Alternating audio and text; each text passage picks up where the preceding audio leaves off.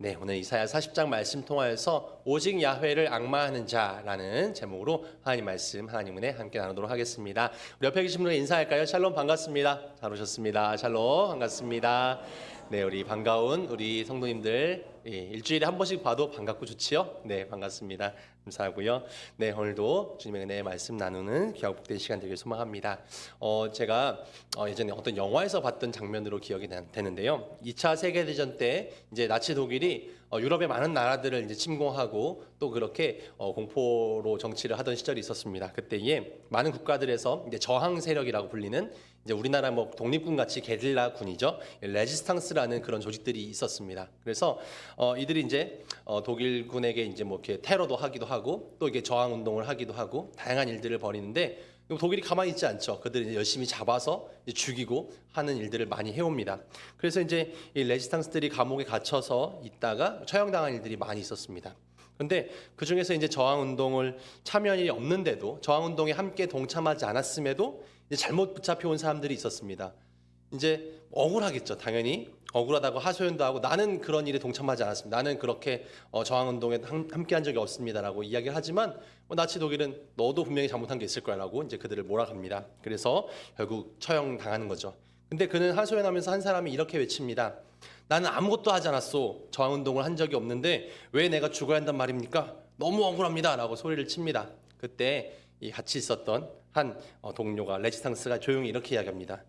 너가 당신이 아무것도 하지 않았다는 것, 실은 그것만으로 당신이 죽어야 될 분명한 이유가 된다. 전쟁이 10년 넘게 지속되었고 수많은 사람들이 피를 흘렸고 도시가 파괴되고 조국과 민족이 지금 멸망 직전에 놓여 있는데 너가 아무것도 하지 않았다면 그것만으로 너는 죽을 이유가 충분하다라고 이야기를 했다는 겁니다. 이 이야기를 보면서 이런 생각을 합니다. 우리는 내가 대단한 잘못을 하지 않았다는 것만으로도 나는 참 의롭다. 나는 잘못하지 않았고 나는 죄를 짓지 않았기 때문에 참 좋은 사람이야, 착한 사람이야, 의로운 사람이야 라고 생각할 때가 있습니다. 저희들은 내가 지은 죄를 생각하고 그런 나쁜 일을 해야만 내가 죄인이라고 생각합니다. 그래서 난 이런 나쁜 일을 하지 않았는데 스스로 죄인이 아니라고 생각하는 거죠.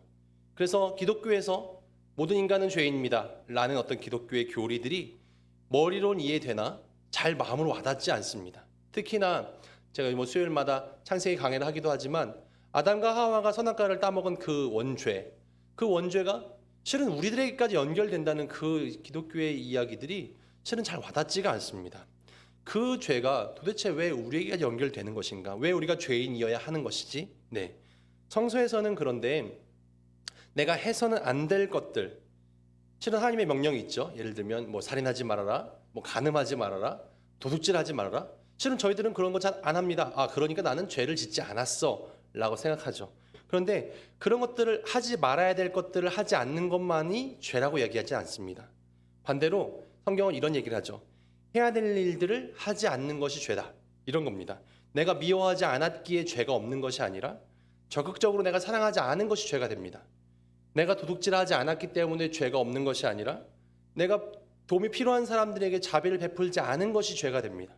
내가 살인하지 않았기 때문에 죄가 없는 것이 아니라 누군가를 용서하지 않았고 누군가와 화해하지 않았던 것이 죄가 됩니다. 그렇게 실은 제대로 신앙생활하기가 쉽지 않습니다. 왜냐하면 어려운 일이거든요. 누군가를 용서하는 것, 누군가를 사랑하는 것. 실은 예수님은 이야기합니다. 나를 사랑하는 사람을 사랑하는 것은 하나님을 알지 못하는 자도 그렇게 한다. 맞죠? 나에게 잘해주는 사람에게 잘해주는 것은 하나님 없는 사람도, 하나님 없이 사는 사람, 뭐 대단히 뭐 누가 봐도 나쁜 사람이라고 하는 사람도 나에게 잘해주는 사람에게는 잘해줍니다.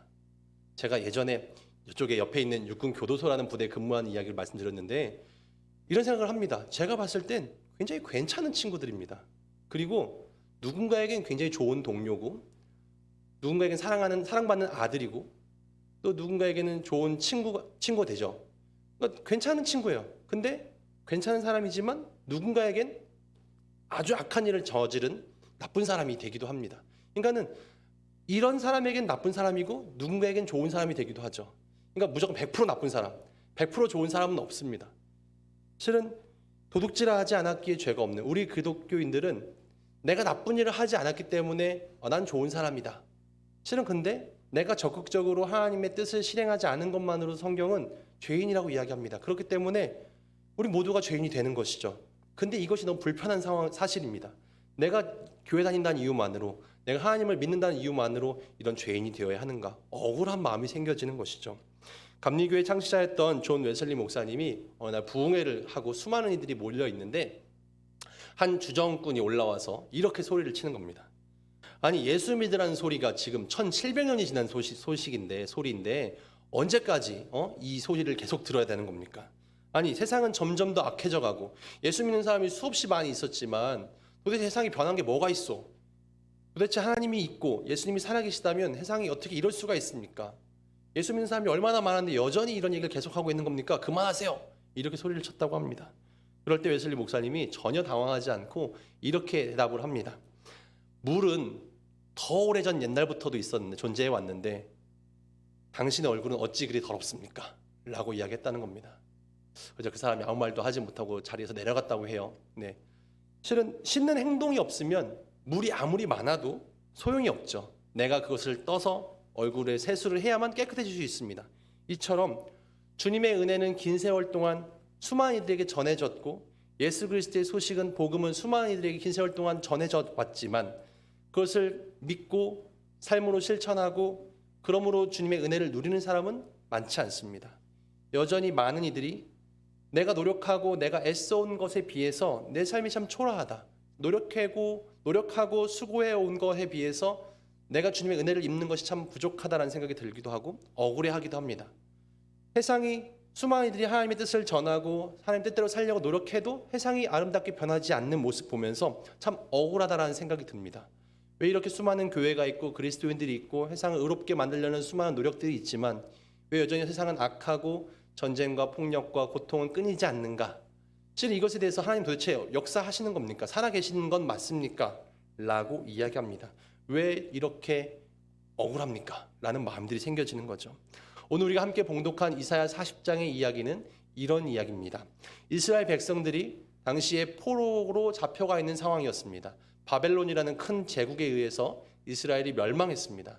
그리고 유다 백성들은 바벨론으로 포로로 붙잡혀갑니다.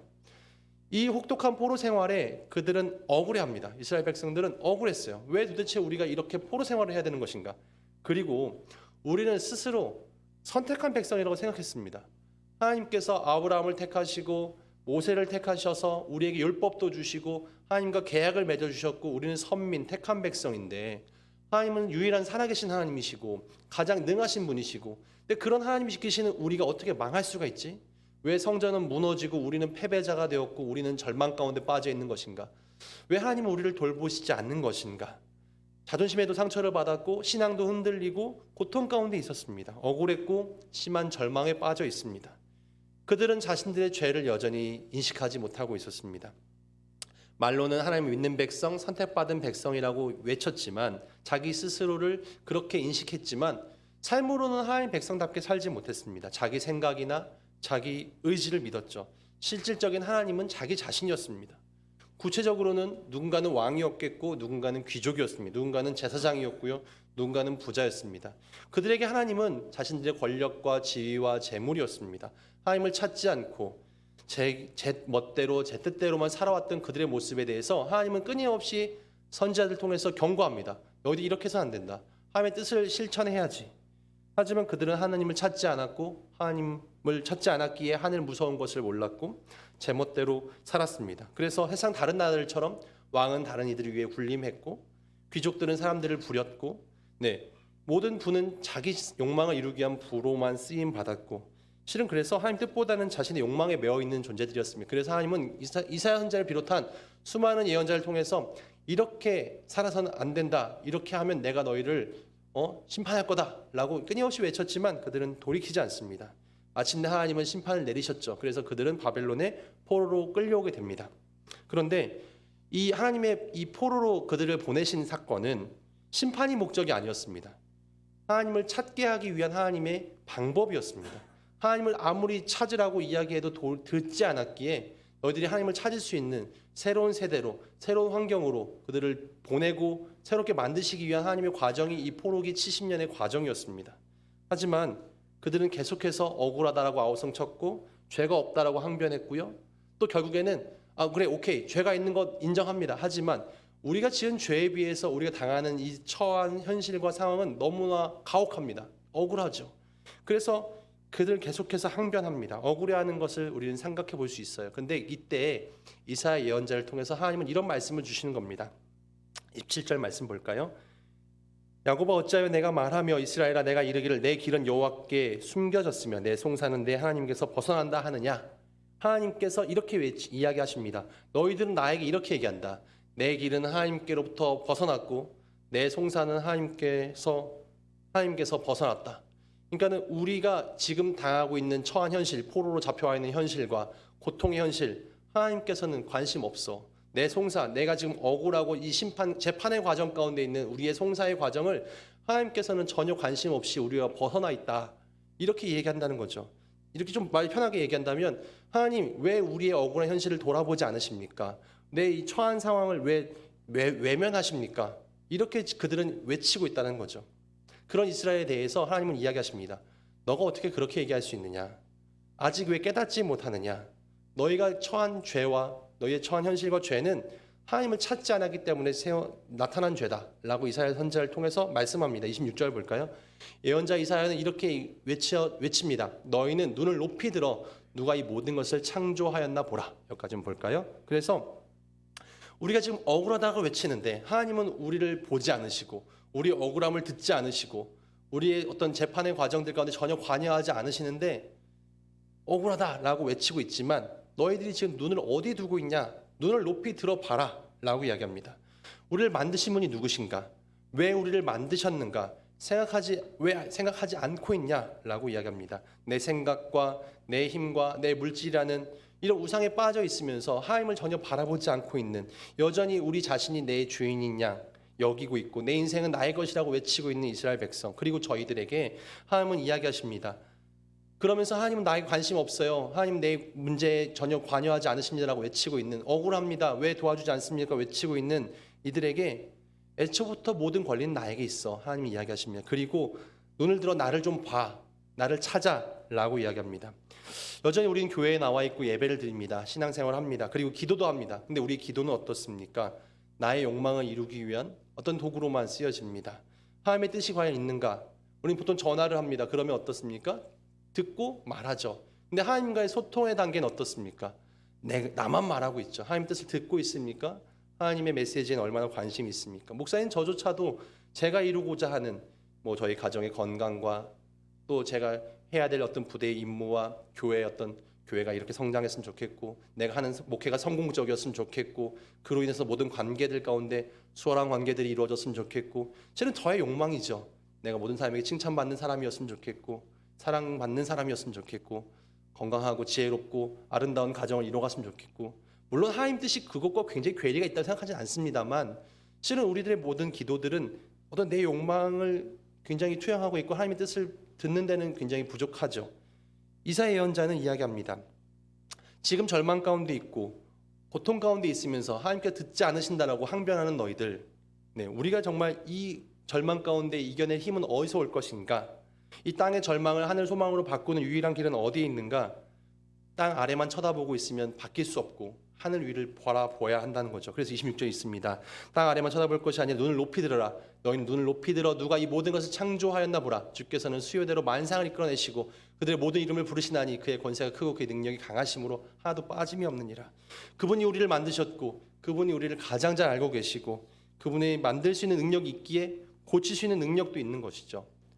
내가 실은 망가진 것을 기계를 삽니다. 그 망가진 건 어디에 맡겨야 되죠? 그 제품을 만든 곳에 보내서 서비스센터에 맡겨서 수리를 해야 됩니다. 다른 곳에 보내면 고칠 수 있습니까? 제가 예전에 이런 예화를 읽었어요. 어떤 미국에서 이 자동차가 만들어진 초창기에 한 분이 차를 사가지고 열심히 도로를 달려갑니다. 급한 시간에 급히 가고 있는데 차가 퍼졌어요. 갑자기 멈춰버린 겁니다. 그래서 이거 어떡하지? 길에 서서 당황하고 있는데 어떤 차가 지나가다가 끼습니다. 그러더니 한 중년의 신사가 내려가지고 제가 차를 한번 좀 봐도 되겠습니까? 하더니 차를 보네트를 열고 조금 만지더니 됐습니다. 가시죠. 차가 시동이 잘 걸리고 잘 가는 겁니다. 그래서 깜짝 놀라서 쫓아갔습니다. 신사 어르신 도대체 당신 누구시기에 차를 이렇게 잘합니까? 어떻게 차를 고친 겁니까? 라고 했더니 그분이 이렇게 얘기합니다. 아, 제가 이 차를 만든 포드입니다. 헨리 포드입니다. 라고 얘기했다는 거예요. 내가 이 차를 만든 사람이니까 내가 제일 잘 알고 이 문제는 이 문제구나 내가 알고 있다. 라고 이야기하는 것이죠. 이처럼 우리 인생에 겪는 모든 고난과 어려움, 우리를 만드신 하나님께서 가장 잘 알고 계십니다. 그런데 우리는 하나님을 찾고 하나님께 돌아가는 것에 굉장히 정말 무지하고 관심이 없죠. 주님은 말씀하십니다. 어떻게 과연 이 절망의 문제를 해결할 것인가? 28절 이야기합니다. 너는 알지 못하였느냐? 듣지 못하였느냐? 영원하신 하나님 여호와 땅끝까지 창조하신 이는 피곤하지 않으시며 곤비하지 않으시며 명철이 한이 없으시며 피곤한 자에게 능력을 주시며 무능한 자에게 힘을 더하시나니 소년이라도 피곤하며 곤비하며 장전에 넘어지며 쓰러지되 오직 여호와를 앙망하는 자는 새 힘을 얻으리니 이렇게 말씀합니다. 우리가 다 넘어지고 쓰러지지만 모든 사람이 절망 가운데 빠져 있고 절망 가운데 빠져서 하나님께 원망하지만 왜 우리를 돌보시지 않느냐, 왜 힘을 주시지 않느냐라고 원망하지만 오직 여호와를 앙망하는 자는 새 힘을 얻게 될 것이다. 그분이 나를 만드셨고 그분이 나를 절망에서 구원하실 유일한 분이시고 그 절망에서 소망이 시작됩니다. 그때 우리는 하나님만 앙망하는 거죠. 앙망이라는 뜻은 국어사전에 보니까 존경하며 우러러본다라고 되어 있습니다. 우리는 하나님을 어떻게 바라보고 있습니까? 내가 하나님을 존경하고 하나님을 우러러보고 있는 마음으로 주님을 보고 있습니까? 우리는 단지 눈으로 보면서 그 하나님께서 그냥 나를 도와주실 분으로 하나님 뜻과 관계없이 내 뜻을 이루실 분으로만 하나님을 바라보고 있지 않습니까? 하나님의 뜻이 무엇인가? 하나님의 뜻이 내가 따라갈 길이구나. 내가 그분의 뜻대로 가야 돼. 그것이 우리는 바라보는 거죠. 그것이 존경하며 우러러보는 길이 되겠죠. 우리가 정말 절망의 소망으로 고난을 영광으로 바꿔주시는 그 하나님을 바라보고 내 계획이 아니라 하나님의 약속을 찾고 실은 그 자리에 새 힘, 독수리가 날개치며 올라가는 힘 같은 지치지 않는 힘이 그곳에서 발생하는 것이죠. 지금 이스라엘 백성들이 바벨론 포로 촌에 그렇게 고통 가운데 절망의 자리에 있지만 그 자리가 오히려 독수리가 날개치며 올라가는 도약하는 자리가 됩니다. 실은 우리의 코로나 현실도 그렇고 많은 인생의 어려움들이 우리를 절망으로 몰아갈 때가 있습니다. 하지만 그 절망의 그 자리가 하나님을 유일하게 볼 수 있는 길이 되죠. 보통 우리 바닥을 치고 올라간다는 말을 합니다.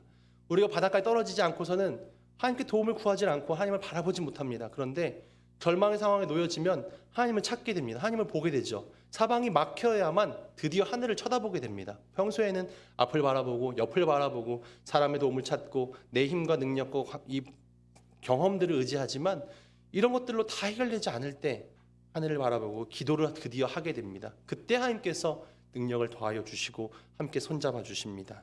내 계획이 아닌 하나님의 뜻을 찾게 되는 것이죠. 이런 이야기를 읽었습니다. 여러분 알만한 이야기인데요. 어느 의과대학에서 교수님이 의대생들을 데리고 이런 질문을 합니다.